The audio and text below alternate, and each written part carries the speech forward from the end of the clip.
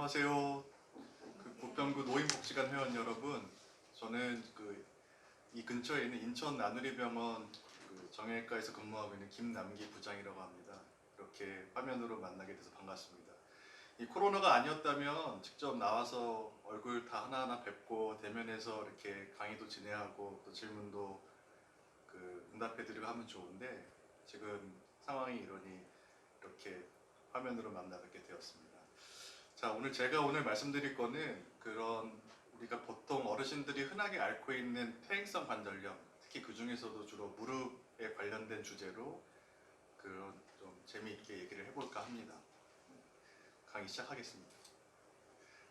자, 퇴행성 관절염은 쉽게 말해서 말 그대로 퇴행이라는 말이 붙지 않습니까? 퇴행이 되면서 관절에 병이 생기는 병인데, 대표적으로 우리가 무릎이나 허리나 손가락들에서 흔히들 생겨서 그렇게 많이들 아파하시고 또 병원에 찾아오시게 되는데요. 한마디로 요약을 하면 이 정상적인 관절 속 안에 연골하고 뼈하고 관절을 쌓는 관절막, 그 다음에 관절에는 이제 활액이라는 윤활액이 항상 존재하게 되는데, 그 윤활액 안이 염증이 차면서 그렇게 관절에 병이 생기는 그런 유의 병들을 통칭해서 쉽게 우리가 관절염이라고 부르게 됩니다. 또 관절염에는 대표적으로 이제 이런 퇴행성 관절염과 또 어르신들이 많이 알고 계시는 류마티스 관절염, 이런 것들이 크게 양분하게 됩니다. 그래서 오늘 발표는 류마티스 관절염이 아니라 주로 더 흔하게 노인성 질환으로 분류되는 퇴행성 골 관절염에 대해서 말씀을 드릴 겁니다. 그래서 퇴행성 관절염의 원인은 첫 번째로 많이 쓰면 우리 몸은 정직하거든요. 많이 쓸수록 관절염이 빨리 올 수 있는 위험성이 노출이 되게 되고요. 또 퇴행성 질환이니까 점점 40, 50, 60 나이가 들어가실수록 노화가 우리 몸이 진행이 되면서 노화가 또 하나의 퇴행성 관절염의 흔한 위험 요인이 됩니다. 제가 오늘 무릎을 위해 주로 말씀을 드리는데, 몸이 이제 살이 붙고 체중이 늘게 되면은 무릎 관절에 이제 힘이 많이 더 걸리게 되죠. 우리가 단순하게 체중이 1kg 분다면 무릎에 상식적으로 1kg 정도 무게가 더 느는 게 아니라, 우리가 서서 다리를 한 발로 뛰고 걷고 이런 활동을 하게 될 때는 체중이 1kg 늘면 무릎에 걸리는 힘은 약 7배에서 8배도 더 많이 걸린다고 되어 있습니다.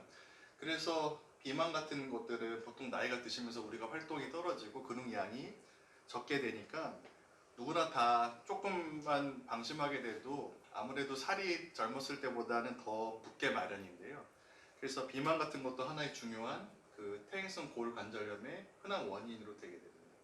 그리고 또 우리가 한국인들 또 어르신, 우리는 온돌 문화를 많이 선호하게 되니까 특히나 또 나이 많은 어르신들수록 침대보다는 욕 깔고 주무시고, 그런 식탁보다는 이제 밥상 예전에는 많이 깔고서 그렇게 식사하지 않으셨습니까? 그래서 바닥에서 일어나고 바닥에 이제 양반다리에서 앉고, 이런 여러 가지 생활 습관에서도 무릎의 퇴행성 관절염들이 잘 올 수 있는 위험 요인의 한 가지라고 볼 수 있게 되겠습니다.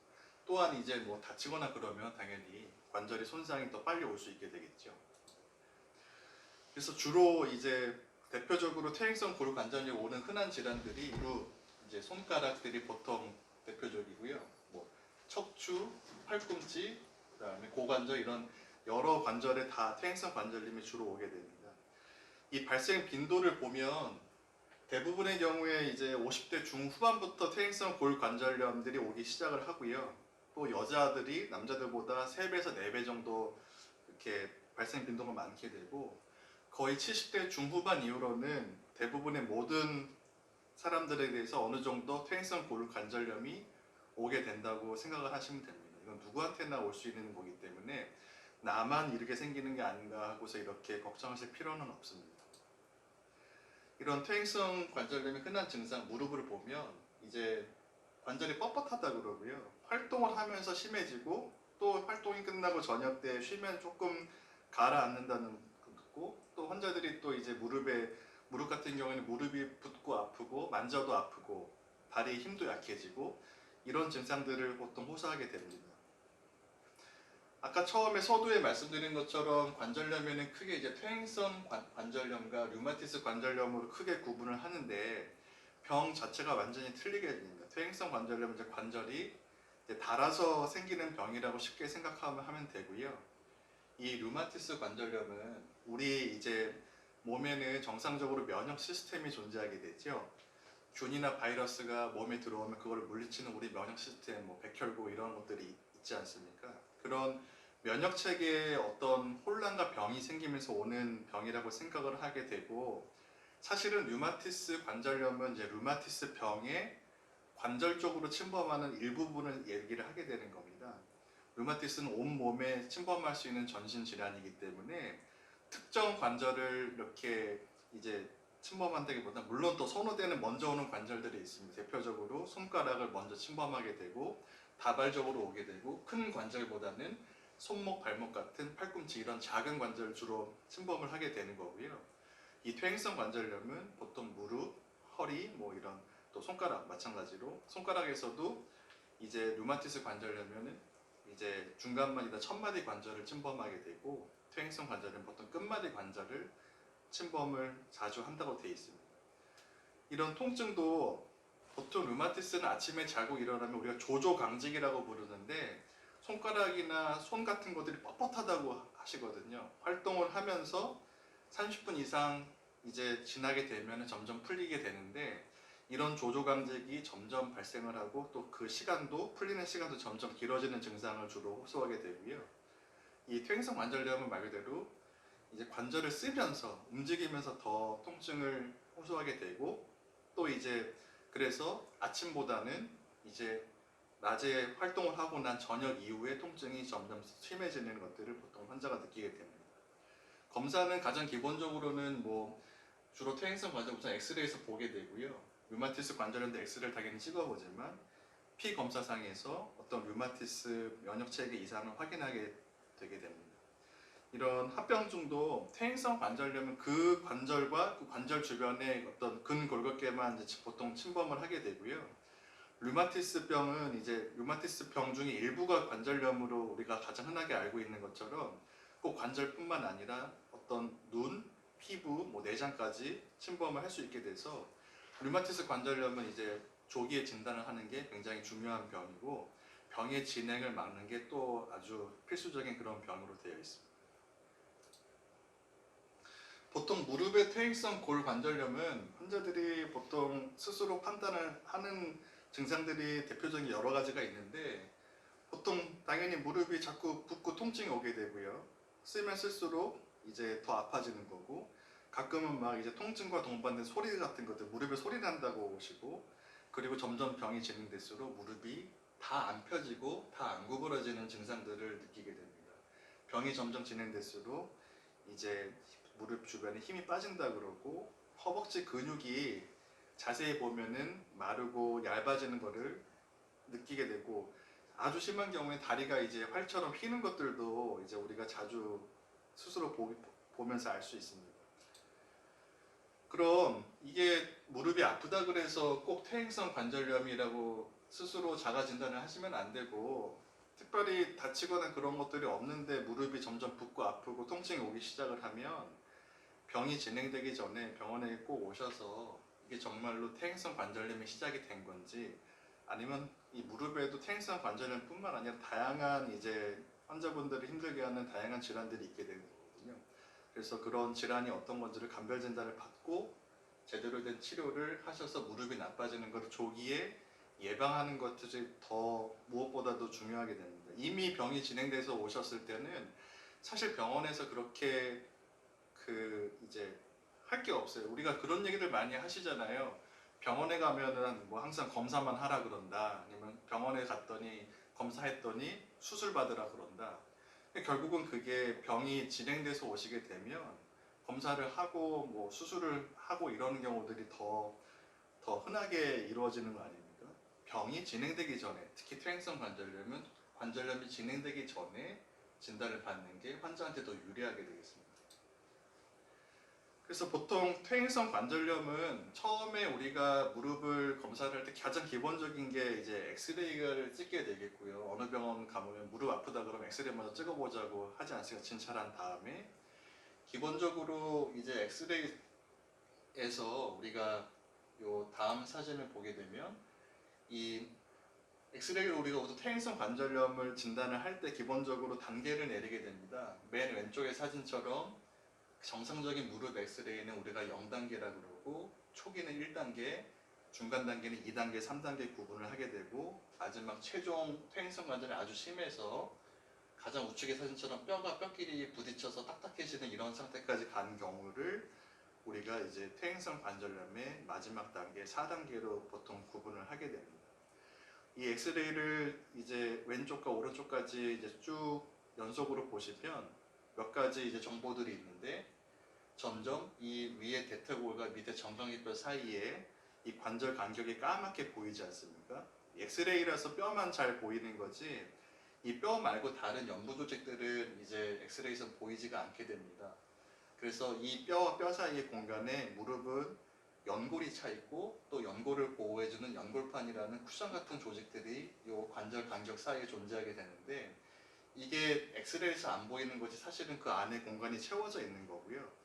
결국 연골이 닳게 되면 닳수록 이 공간이 좁아지니까 이 두 뼈가 점점 가까워지는 겁니다. 그래서 어느 정도 중기 이상 되면은 뼈끼리 이제 부딪히게 되고 우리가 또 뼈들은 뼈 입장에서도 보면 뼈가 직접 자기네들끼리 부딪히게 되면 어떨까요? 뼈도 손상을 받겠죠. 뼈가 손상을 받으면 뼈 입장에서는 이제 자기네들도 살아남으려고 어떤 변화를 이제 오게 되거든요. 그러면은 이제 그 뼈들이 우리가 보통 관절염이 진행되면은 뭐 뼈가 엑스레이에서 우짜란 게 보이네요 이런 얘기들을 많이 하게 되는데 뼈들이 이제 자기네들 서로 충격받는 거에서 이제 살아남으려고 뼈가 우짜라게 되는 거예요. 이런 식으로 엑스레이에서 변화가 점점 보이게 됩니다.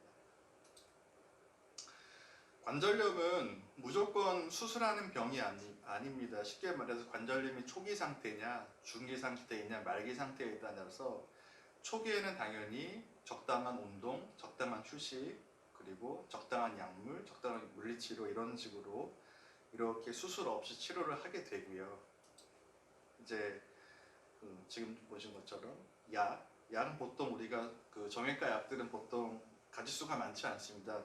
보통 소염 진통제를 기본적으로 쓰게 되고 그리고 관절염이 진행이 되면 관절 주변의 통증으로 인해서 우리 몸을 움직이는 근육들이 이제 경직되게 되거든요. 그래서 근육 경직이 되면 통증을 더 심하게 유발하기 때문에 근이한제 같은 약물을 같이 쓰게 됩니다. 그래서 약물 치료를 하게 되고요. 그다음에 당연히 통증을 조절하기 위해서 우리가 이제 정형외과 가게 되면 보통 받는 물리치료 있지 않습니까? 따뜻한 찜질, 냉찜질, 뭐 초음파, 뭐 레이저, 그다음 전기치료 이런 같은 물리치료를 하게 되고요. 또 환자들이 병원에 오지 않고도 퇴행성 관절 초반에서 가장 중요한 거는 이 무릎 같은 경우에는 이제 그 관절염의 진행을 완전히 막을 수는 없지만 다리에 이제 무릎에 좋은 근력 운동, 특히 여기서도 이 슬라이드 보시는 것처럼 무릎 관절에 좋은 운동은 이제 수영이라든지 걷기 운동. 걷기는 이제 아무래도 그냥 아스팔트를 걷는 게 아니라 학교 운동장이나 공원 같은 걷기 좋은 그런 공간들이 있지 않습니까? 평지길 위주로 걷기 운동. 그 다음에 이제 실내 자전거. 실외에서 자전거 타는 것도 상관은 없는데 어르신들 같은 경우에는 자전거 타다가 이제 뭐 넘어지거나 다치는 것들이 또 하나의 이제 위험 요인이니까 실내 자전거 보통 하라고 말씀을 드리고요. 관절 주변의 경직을 풀어주는 스트레칭 운동을 자주자주 하라고 하는 게 그 퇴행성 관절염에 있어서 더 점점 진행을 예방하는 데 중요한 어떤 스스로 본인이 챙기셔야 되는 그런 운동 치료가 되겠습니다. 관절에 나쁜 운동들은 명확합니다. 가장 안 좋은 거 저희가 보통 의사들이 하지 말라고 하는 거 대표적으로 그 전신 건강이나 어떤 이제 그런 산에 가면은 되게 기분 좋고 이렇게 좋은 공기 마시 좋은 것들은 많지만 무릎 자체로만 놓고 보면 등산은 그렇게 좋은 운동이 아닙니다. 그리고 갑작스럽게 이제 방향 전환을 하는 운동들, 갑자기 달리거나 갑자기 멈추거나 갑자기 획 방향을 이리저리 바꾸는 그런 류의 운동들은 무릎 자체는 별로 좋은 운동들은 아닙니다. 그래서 꼭 근데 등산을 반드시 하지 말라는 게 아니고 등산을 워낙 좋아하시면은 이제 하는데 뭐 그 등산할 때 우리가 꼭 하는 게 양손으로 등산 스틱 좀 쓰라고 항상 환자들한테 말씀드리거든요. 그게 이제 항상 등산을 올라가는 것보다 내려올 때 문제가 됩니다. 올라갈 때는 기분 좋게 이제 힘차게 걸어 올라가셨다가 내려오실 때 힘이 빠지면서 또 내리막길에서 몸이 앞으로 꼬꾸라지는 힘이 걸리지 않습니까? 그리고 그럴 때 이제 우리가 이제 무릎을 속된 말로 깎이는 힘을 받게 되거든요. 그럴 때 양손에 등산 스틱을 써서 그 체중을 이제 분산을 하고 밸런스가 잃지 않도록 이렇게 하면서 하면 훨씬 그래도 등산을 하면서 무릎에 어떤 그런 부하가 걸리는 거를 좀 더 줄여줄 수가 있습니다. 그 퇴행성 관절의 중기가 되면은 보통 이제 주사 치료도 막 하게 되고요. 또 필요한 경우에는 우리가 그런 이제 아주 커다란 수술이 아니라 인공관절 같은 수술이 아니라 뭐 내시경 같은 수술도 이렇게 상태에 따라서 이렇게 할 수가 있게 되겠고, 퇴행성 관절염이 결국 다 진행돼서 말기에 빠지면 지금 사진에서 보시는 것처럼 도저히 환자분들이 걷기가 어려워지고 통증이 너무 심하게 일상생활을 하기 어려워지기 때문에 이제 인공관절 같은 수술을 결국은 하게 됩니다. 보통 그 어르신들이 이제 병원에 오셔서 무릎이 아파서 오셔서 주사 치료를 할 때 물어보시는 것들이 이거 뼈 주사예요? 아니면 연골 주사예요? 이런 얘기들을 많이 말씀을 물어보시게 됩니다. 그러니까 그래서 이 슬라이드에서도 이제 두 가지를 써놨는데요. 하나는 이제 무릎에 보통 뼈 주사라는 게 있고 또 하나는 이제 연골 주사라는 게 있습니다. 뼈 주사는 성분이 우리 몸에 이제 스테로이드를 이제 무릎 속 안에 넣어주게 되는데, 스테로이드는 정상적으로 우리 몸에도 있는 호르몬 성분인데 이게 무릎 관절염 치료제로 쓸 때는 강력한 이제 소염 효과를 우리가 기대하게 됩니다. 그래서 뼈 주사를 맞고 나서는 아주 그냥 드라마틱하게 주사 맞고 나서 하루 이틀 뒤에 무릎 아픈 게 상당히 이제 완화되고 또 붓기나 통증 같은 것들이 감소가 되는데요. 이거는 이제 관절염의 진행을 막을 수는 없고요. 무릎 관절 속에 이제 관절염으로 인해서 관절염이지 않습니까? 그 관절 속에 생기는 염증을 조금 완화시키고 이렇게 진정시키는 역할을 하게 됩니다. 대신에 이거 뼈 주사는 반복적으로 맞게 되면은 이제 여러 가지 그 스테로이드로 인한 주사 부작용들이 생길 수 있기 때문에 이 뼈 주사는 꼭 피해야 된다는 건 아니지만 꼭 필요한 경우에 선별해서 일정 기간에 어느 횟수를 정해놓고 이렇게 조심스럽게 이제 시도를 해볼 수 있게 되고요. 보통 우리가 이제 무릎을 보호하는 이제 그 무릎에 좋은 주사라고 알려져 있는 그 연골 주사가 있는데, 이 연골 주사는 성분이 이제 소염제나 어떤 스테로이드 성분이 아니고 무릎 연골을 구성하는 히알루론산이라는 성분이 있습니다. 그거를 주사액으로 만들어서 무릎에 이제 그 넣어주게 되겠고, 그 아주 간단하게 효과력이, 이거는 진통 주사가 아닙니다. 무릎에 그 윤활 역할을 하는 윤활액을 무릎에 넣어주는 거라고 생각을 하시면 되겠습니다. 그래서 무릎을 이제 부드럽게 만들고 그 보호해주는 효과를 이제 우리가 얻게 되겠죠. 그래서 이제 뼈 주사는 아주 조심스럽게 선별해서 꼭 필요한 경우에 아주 그냥 그 한두 차례 아주 조심스럽게 맞으셔야 되고요. 연골 주사는 보통 이제 건강보험으로 이제 맞을 수 있는 주사고, 많이 맞는다고 해서 몸에 어떤 부작용이나 합병증이 생기는 그런 것들은 보통 거의 일어나지 않다고 보시면 되겠습니다. 그래서 이제 연골 주사는 그 진통 주사가 아닙니다. 그래서 진통 성분이 들어가 있지 않고요. 연골을 구성하는 그 구성 성분을 주사로 넣어주게 되는데, 이것 자체가 우리가 기대하지 않았던 통증을 완화시키는데 도움을 우리가 받게 되겠고, 무릎을 부드럽게 움직이게 해서 연골이 더 닳지 않도록 하는데 좀 보호받는 효과를 얻게 되겠습니다. 하지만 이 연골 주사를 뭐 맞는다 그래서 연골이 다시 재생이 되고 그런 건 절대 아닙니다. 환자분들이 우리가 이제 그 병원에 오셔서 연골 주사 맞으면 연골이 다시 자라나요? 이런 얘기를 말씀을 하시는데, 연골이 다시 자라나지는 않습니다. 그래서 이제 연골 주사는 보통 이제 그 맞아보신 분들은 알겠지만 일주일 간격으로 3번 맞는 주사도 있고요. 그 그냥 한 번에 그 끝나는 주사도 있는데, 보통 이제 6개월 간격으로 일주일 간격으로 3번이든 한 번이든 게 맞게 되겠고요. 어떤 주사를 맞으셔도 상관은 없습니다. 그래서 그 병원에 자주 오시면서 의사랑 자기 몸의 상태를 확인할 수 있고 그 주사 치료를 하면서 또 반응을 이렇게 살피면서 이렇게 병원에 자주 오실 수 있는 부분들은 이제 뭐 주사를 3번에 나눠서 맞으셔도 되고요. 그 병원에 자주 오는 게 힘들거나 통증이 심하거나 아니면은 주사 같은 거 맞는 거 좋아하는 사람들은 아무도 없습니다. 그래서 또 이 연골주사나 같은 무릎이나 관절에 주사를 맞는 것들을 맨 처음 맞으시는 분들도 굉장히 두려워들 하시거든요. 그래서 주사 같은 거 맞는 게 자주 맞는 게 싫으신 분들은 한 번에 맞는 주사를 맞는 것도 굉장히 효과적입니다. 둘 다 똑같은 연골주사입니다. 그래서 아까도 말씀드렸지만 무릎 관절염은 누구나 오는 것들을 완전히 피할 수는 없습니다. 근데 이제 진행 속도를 늦추는 게 굉장히 이제 일상생활을 살면서 가장 중요하게 돼요. 이거는 어떤 병원에 한두 번 와서 치료받고 끝내는 그런 부분이 아니고 일상적인 내 삶에 있어서 습관으로 들이셔야 됩니다. 보통 무릎에 안 좋은 자세가 대표적으로 몇 가지가 있는데요. 가장 첫 번째 안 좋은 것들이 이제 무릎을 꿇고 있는 거, 뭐 어떤 종교 생활 하거나 이런 거 하시면서 무릎 꿇고 기도 같은 거 많이들 하시기도 하는데 무릎 진짜 아파지면 아예 그런 자세가 불가능해지지만 그 자체가 많이 아프지 않을 때도 굳이 마음이 중요하지 자세가 중요한 건 아니지 않습니까? 무릎 꿇고 있는 자세는 별로 무릎에 좋지 못합니다. 그리고 어르신들 뭐 요새 세탁기 이런 거 쓰셔도 속옷이나 이런 것들은 이제 뭐 이렇게 쪼그리고 앉아서 베란다 같은 데서 아니면 욕실에서 손빨래 같은 거 막 하지 않습니까? 그래서 무릎을 쭈그리고 있는 상태에서 있는 그런 일을 하는 자세는 무릎에 굉장히 안 좋습니다. 그리고 또 대표적으로 아까 온돌 생활하면서 우리 양반다리 많이 하지 않습니까?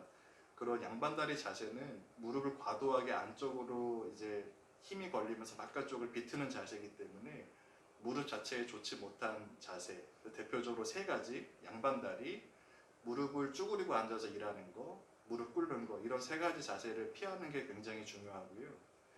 계단 같은 것들을 우리가 피하지 말라는 게 아니고 계단이나 언덕길 같은 데 올라가는 거는 내가 할 수 있으면 하시면 됩니다. 그래서 일부러 다리 허벅지 근력 운동을 위해서 계단 올라타기 이런 운동들을 하라고도 하거든요. 그래서 계단 같은 거는 올라가는 건 괜찮은데 그 내려올 때는 만약에 그 건물 안이 뭐 에스컬레이터나 엘리베이터가 있다면 올라가는 거 운동 삼아 올라가시면 되고요. 내려올 때는 타고 내려오는 거를 권장을 드립니다.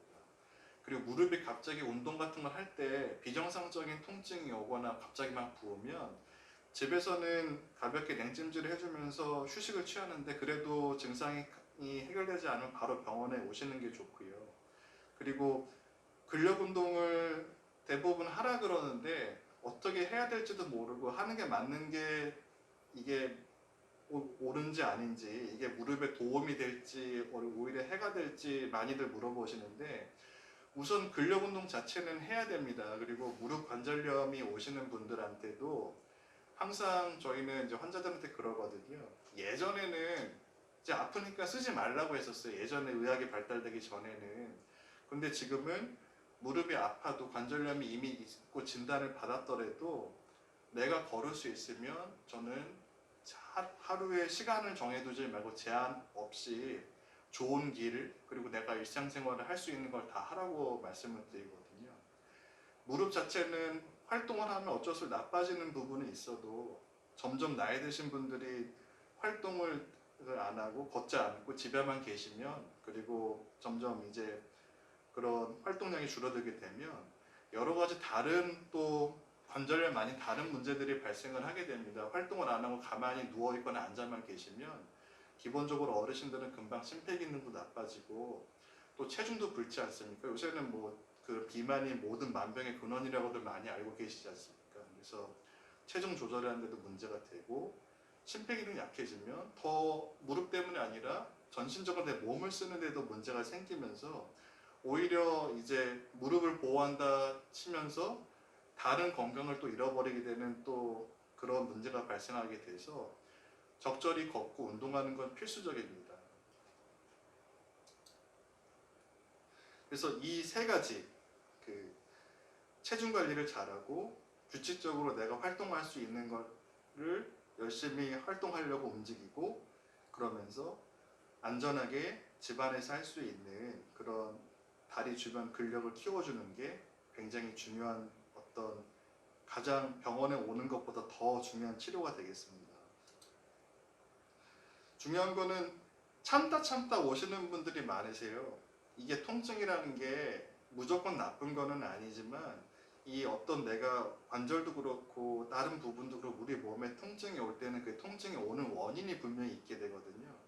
그 통증이라는 거는 내가 그 문제를 빨리 발견을 해서 그게 나빠지는 거를 안 하도록 우리 몸에 주는 어떤 신호라고 생각을 하시면 됩니다. 그 시그널을 무시하면 안 됩니다. 그래서 내가 무릎이든 어디든 이제 아프게 되면 그 병원에 오는 게 특히나 요새는 더 걱정돼서 안 오시는 분들도 많습니다. 코로나 시대에 이제 병원에 오면서 또 감염을 내가 오히려 얻고 가는 게 아니냐 하면서 병원 오시는 것들을 되게 두려워하시는 분도 많은데 통증이 갑자기 오게 되면 그거를 참지 말고 바로바로 오셔서 의사들하고 상의를 하고 그 원인이 단순한 문제인지 아니면 뭔가 정말 병이 오는 것을 조기에 발견하는 게 가장 중요합니다. 그래서 또 하나 이제 특별히 다른 문제가 없이 퇴행성 관절염이 생긴 거라면 주기적으로 연고주사 맞는 것도 굉장히 무릎을 보호하는 도움이 되고요.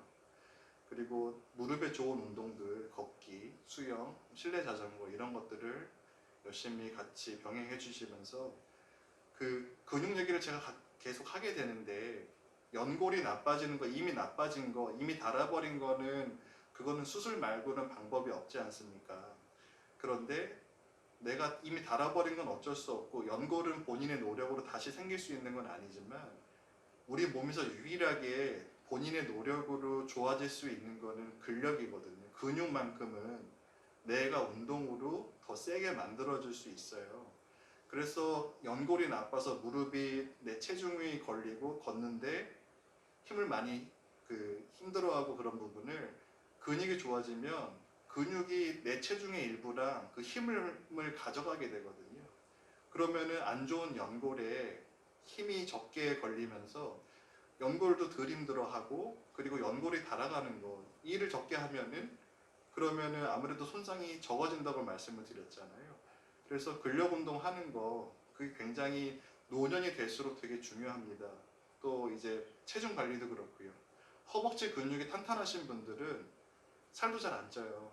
그래서 그 근력 운동 내가 할 수 있는 범위 안에서 무릎이 아프니까 운동은 하지 말아야 돼가 아니라 무릎은 아프지만 아픈 거를 어느 정도는 받아들이면서 열심히 걷기 운동하고 또 근력 운동도 열심히 하자 이렇게 생각을 바꾸셔야 됩니다.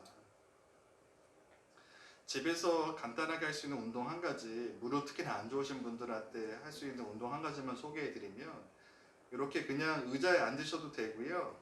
그냥 아예 그냥 맨바닥에 앉으셔도 됩니다. 그래서 의자에 앉았을 때는 똑바로 정자세로 이 등받이가 있는 의자에 몸을 정확하게 정자세로 기댄 다음에 양손은 의자에 이제 그 가장자리를 잡아도 되고 그냥 놔도 됩니다. 힘이 좀 붙인다면 잡고 하시고요.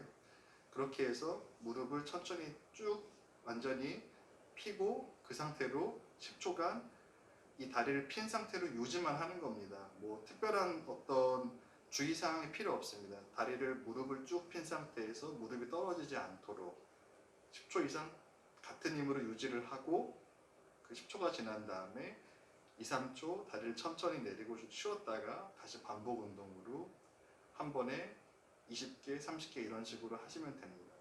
앉아서 할 때는 의자가 아니라 그냥 맨바닥에 앉아서 할 때는 그냥 다리를 쭉 펴고 앉은 다음에 무릎이 펴진 상태에서 허벅지에 힘을 꽉 주는 느낌으로 그 힘을 그냥 넣었다 뺐다 하는 게 아니라 그 자세로 10초 동안에 내 손을 허벅지를 대고 만져보십시오. 그래서 허벅지가 단단하게 힘이 들어갔을 때 물렁물렁한 게 아니라 그 허벅지가 단단해지는 느낌을 손으로 만져보면서 10초간 힘을 유지를 했다가 풀어주는 동작.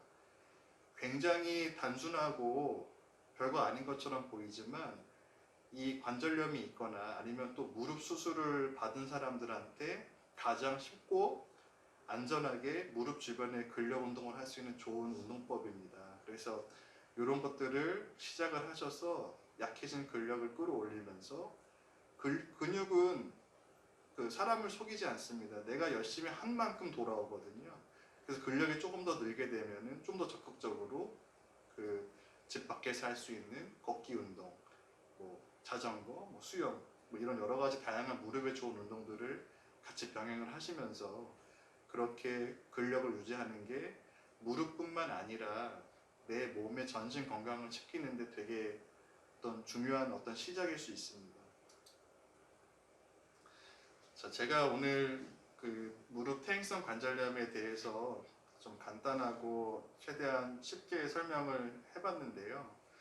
그래서 여기서 중요한 거는 그 무릎은 누구나 점점 나이 먹으면 노화가 오고 관절염이 오기 마련인데, 그런데 자세히 보시면 어떤 분들은 관절염이 와도 거뜬하게 활동하고 병원 생활도 안 하고 수술도 안 받고 즐겁게 사시는 분들이 있고, 어떤 분들은 병원 치료 계속 하다가 이제 수술도 받고 최후의 경우에는 인공관절 수술까지 했는데도 무릎이 계속 아프다면서 점점 힘들어 하시는 분도 있습니다.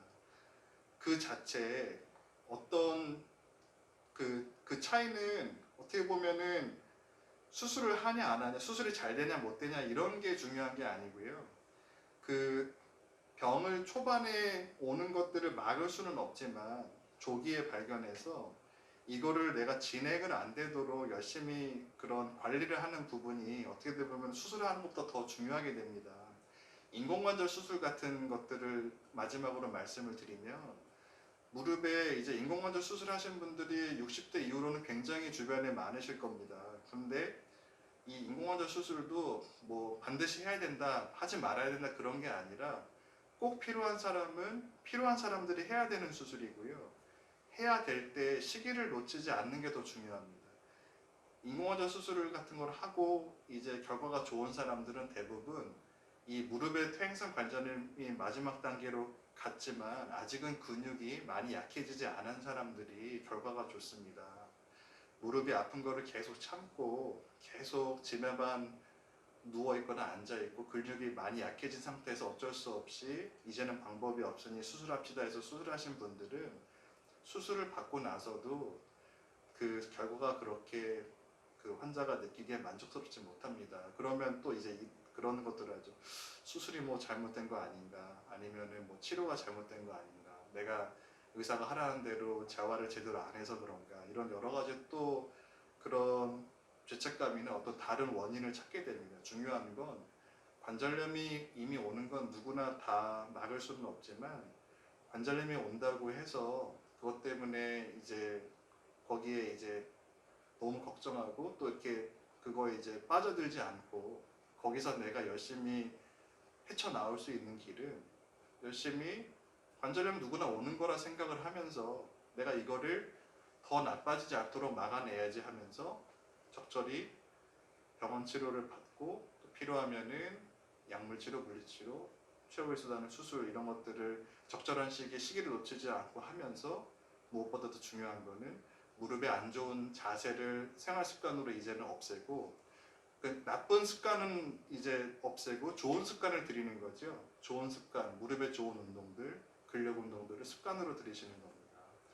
그렇게 하면 그 관절염이 오더라도 그 좀 더 편안하게 즐겁게 지내실 수 있을 거라고 생각합니다. 제 오늘 강의는 여기까지입니다. 이 코로나 시대에 코로나 조심하시고 건강 잘 챙기시고 네, 즐겁게 사셨으면 좋겠습니다. 감사합니다.